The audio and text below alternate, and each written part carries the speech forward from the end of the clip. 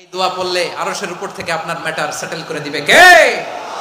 আমাদের জীবনে দুশ্চিন্তা আছে না নাই বলেন? Tension, hyper tension, anxiety, depression, চিন্তা টেনশন নাই এরকম কে কে আছে দেখি, হাত তোলেন। ওই যে হাত তুলছে এক আল্লাহর ওলি, ওই যে টেনশন নাই তোমার, মাশাআল্লাহ। ও না বুঝে তুলছে, ঝোঁকের চোটে, জোশের ঠেলায় ধাক্কায় তুলে ফেলছে। সবার জীবনে টেনশন আছে না নাই? এই দুশ্চিন্তা, পেরেশানি, মারাত্মক পেরেশানি থেকে মুক্তি পাওয়ার জন্য বিষ্ণু ইসলাম দুটো দোয়া পড়তেন। কয়টা? অনেকগুলো পড়তেন। স্পেশাল দুটো দোয়া আজকে আপনাদের শিখায় যাব, শুনবেন। পেরেশানিতে পড়লে, টেনশনে পড়লে এই দোয়াটা, প্রিয় ভাইরা, বিষ্ণু ইসলাম যখন খুব বিপদে পড়তেন, দুশ্চিন্তা ওনাকে ঘিরে ধরতো, উনি পড়তেন ইয়া হাইয়ু ইয়া কাইয়ুম বিরহমাতিকা আস্তাগীথ, ইয়া হাইয়ু ইয়া কাইয়ুম বিরহমাতিকা আস্তাগীথ, ইয়া হাইয়ু ইয়া কাইয়ুম, হে শাশ্বত অবিনশ্বর, হে চিরঞ্জীব, বিরহমাতিকা আস্তাগীথ, তোমার রহমতের উসিলায় তোমার কাছে ফরিয়াদ করি, এটা পড়তেন। আবার আরেক বর্ণনায় এসেছে ইয়া হাইয়ু ইয়া কাইয়ুম বিরহমাতিকা আস্তাগীথ আসলিহ লি শা'নি কুল্লাহু ওয়ালা তাকিলনি ইলা নাফসি তারফাতা আইন, আসলিহ লি শা'নি কুল্লাহ, আল্লাহ আমার সবকিছু আপনি সেটেল করে দেন। আমাদের সব ঝামেলা সেটেল করে দিতে পারে কে? আমরা তো সেটেলমেন্টের জন্য এসপি সাহেবের কাছে যাই, ডিসি সাহেবের কাছে যাই, অমুক ভাইয়ের কাছে যাই, তমুক ভাইয়ের কাছে যাই। এই দোয়া পড়লে আরশের উপর থেকে আপনার ম্যাটার সেটেল করে দিবে কে? তাহলে পড়বেন ইয়া হাইয়ু, হে চিরঞ্জীব। হাইয়ু মানে চিরঞ্জীব, যিনি চিরকাল বেঁচে থাকবেন, মরবেন না। আল্লাহ মরবেন? তার কোনো লয় আছে? ক্ষয় আছে?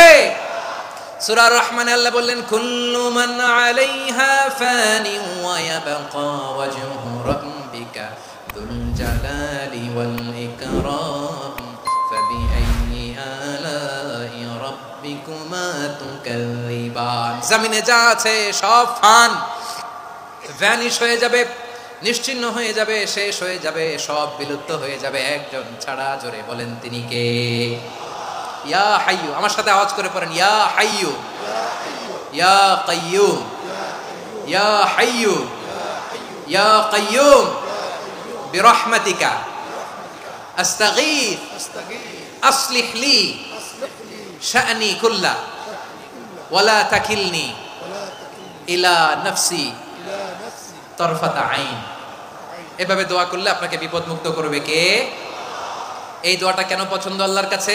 কারণ এখানে আল্লাহর দুইটা সুন্দর নাম আছে, গুণবাচক নাম, আল হাই, আল কাইয়ুম, এই দুটো নাম আছে এখানে। আবার এই দুইটা আয়াতুল কুরসির অংশ। আয়াতুল কুরসির শুরুতে এটা আছে না নাই? হ্যাঁ, আছে না নাই? 3 নাম্বার কারণ এটা ইসমে আজম। কোন দোয়াটা ইসমে আজম? যে দোয়া ওসিলায় দোয়া করলে আল্লাহ দোয়া ফেরায় না। অনেকগুলো মত আছে, সবচেয়ে ভ্যালিড মত হচ্ছে এটা, ইয়া হাইয়ু ইয়া কাইয়ুম, এর ওসিলা দিয়ে দোয়া করলে দোয়া কবুল করে কে? 2 নম্বরে বিশ্বনবী মারাত্মক বিপদে পড়লে আরেকটা দোয়া পড়তেন, আল্লাহুম্মা ইন্নী আবদুক। আগে দোয়াটা পড়ি, শুনেন।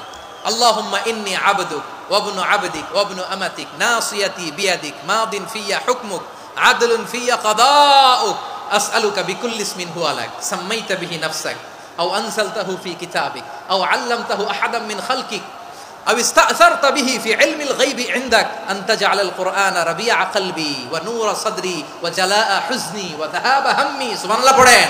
বিশ্বনবী বলতেন আল্লাহুম্মা ইন্নী আবদুক, ও আল্লাহ আমি আপনার গোলাম, ওয়া ইবনু আবদিক, গোলামের ঘরের গোলাম, ওয়া ইবনু আমাতিক, বাদীর ঘরের গোলাম। মানে আল্লাহ আমি আপনার গোলাম, আমার বাবা আব্দুল্লাহ ছিল আপনার গোলাম, আমার মা আমিনা ছিল আপনার বাদী। মানে আমরা গোলাম বংশের, সব গোলাম।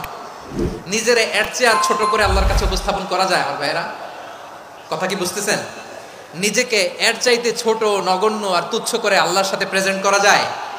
বিশ্বনবী বললেন ও আল্লাহ আমি আপনার গোলাম, গোলামের ঘরের গোলাম, দাসীর ঘরের গোলাম, নাসিয়াতি বিয়াদিক, আমার মাথার চুলের ছুটি আপনার হাতের মুঠোয়, আপনি ডানে টান দিলে আমি ডানে যেতে বাধ্য, আপনি বাঁয়ে টান দিলে বাঁয়ে যেতে বাধ্য। সুবহানাল্লাহ বলেন। বিশ্বনবী বললেন আল্লাহ আমার মাথার চুলের ঝুঁটি আপনার হাতের মুঠোয়। আচ্ছা, এইভাবে কাকে ধরা হয়? যে খুব ছোট, ঠিক কিনা? নিজেকে কত ছোট করলেন বিশ্বনবী। ও আল্লাহ আমার মাথার চুলের ঝুঁটি আপনার হাতের মুঠোয়, আপনি ডানে টানলে আমি ডানে যাব, বাঁয়ে টানলে বাঁয়ে যাব। আল্লাহ আসআলুকা বিকুল্লি ইসমিন হুয়া লাক নাসিয়াতি বিয়াদিক মাদিন ফিয়া হুকমুক, আপনার নির্দেশ আমার উপর কার্যকর হবেই হবে। আদলুন ফিয়া কাদাউক, আপনার ফয়সালা, যেই ফয়সালাই আপনি আমার জন্য করেন এটাই ইনসাফ। সুবহানাল্লাহ বলেন।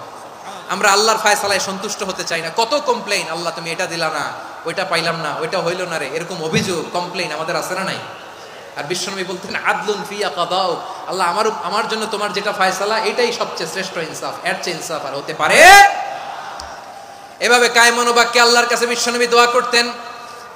এরপরে বিশ্বনবী বললেন, আল্লাহ তোমার যত নাম আছে সব নামের ওসিলায় দোয়া করি, যে নাম তুমি আমাদেরকে জানিয়েছো, যে নাম তুমি আমাদেরকে জানাও নাই, যে নাম তুমি কোরআনে নাজিল করেছো, যে নাম নাজিল করো নাই, যে নাম শুধু নবীদেরকে জানিয়েছো।